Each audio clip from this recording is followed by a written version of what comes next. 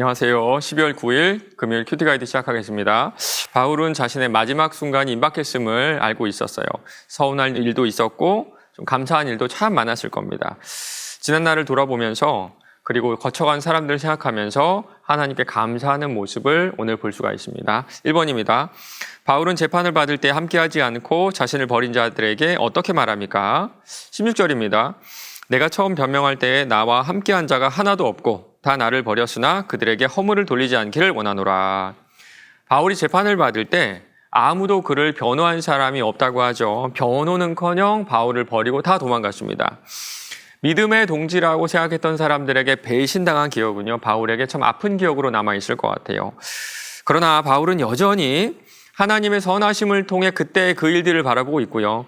비통하게 생각하기보다는 오히려 용서하고 감사하는 그런 모습을 볼 수가 있습니다. 저는요, 이 장면을 보면 요셉이 생각나요. 아버지 야곱이 돌아가신 후에 형제들은 요셉이 자신들에게 복수를 할까 봐 두려워하는 모습을 볼 수가 있는데요. 그때 요셉이 이런 말을 합니다. 그 모든 일들이, 당신들이 나에게 잘못했던 그 모든 일들도 하나님의 거룩하신 섭리 안에 있었다. 이렇게 고백하는 요셉의 그 성숙한 모습을 지금 바울에게서도 볼 수 있어요. 2번입니다. 사자 입에서 건짐을 받은 바울은 하나님을 어떤 말로 찬양을 드립니까? 18절입니다.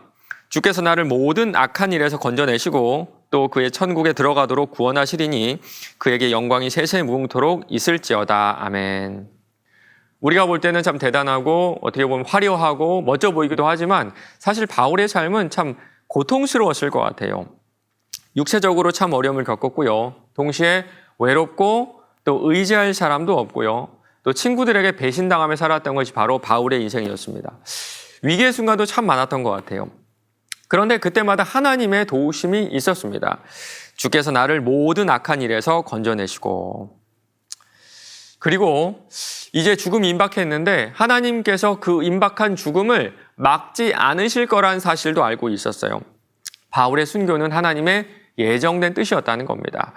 하지만 바울은 그것을 이렇게 해석을 하죠. 그의 천국에 들어가도록 구원하시리니. 로마 정부는요, 바울을 죽일 수가 있었습니다. 바울도 이 사실을 알고 있었고요. 그러나 바울은요, 하나님께서 그의 영혼을 끝까지 지키시고 구원하실 것을 확신했어요. 그래서 죽음이 임박한 순간에도 이렇게 선포하는 겁니다. 하나님의 영광이 세세 무궁토록 있을지어다. 3번입니다. 바울은 디모데가 언제까지 오기를 원합니까? 21절입니다. 너는 겨울 전에 오서 오라 그러죠. 19절부터는요, 바울의 마지막 인사입니다. 정말 마지막 인사.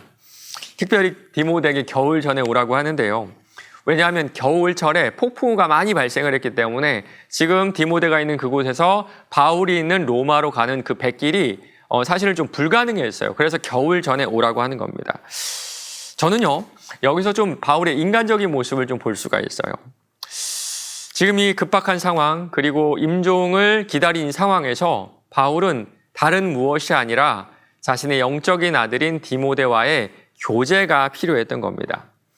천국으로 갈 건 알지만, 하나님을 만날 건 알지만 그 전에 디모데에게 해야 할 말도, 또 듣고 싶은 말도 있지 않았을까요? 4번입니다. 바울의 고백을 살펴보고 진정한 예수님의 모습은 어떤 모습인지 본문을 통해 묵상해 봅시다. 바울은 마지막 순간에 자신을 배신한 사람들, 돕지 않은 사람들을 원망하지 않습니다. 마치 예수님의 모습을 보는 것 같아요. 누가복음 23장 34절입니다. 이에 예수께서 이르시되 아버지여 저들을 사하여 주옵소서 자기들이 하는 것을 알지 못함이니이다. 끝까지 용서하시는 모습을 볼 수가 있습니다. 오늘의 말씀란에 이런 내용이 있네요. 사람들로 인해 힘들고 어려울 때에 하나님께 찬양할 수 있는 사람이 진정한 신자입니다. 사람 때문에 힘드실 때 오늘 말씀 좀 외우시면 좋을 것 같아요. 그들에게 허물을 돌리지 않기를 원하노라.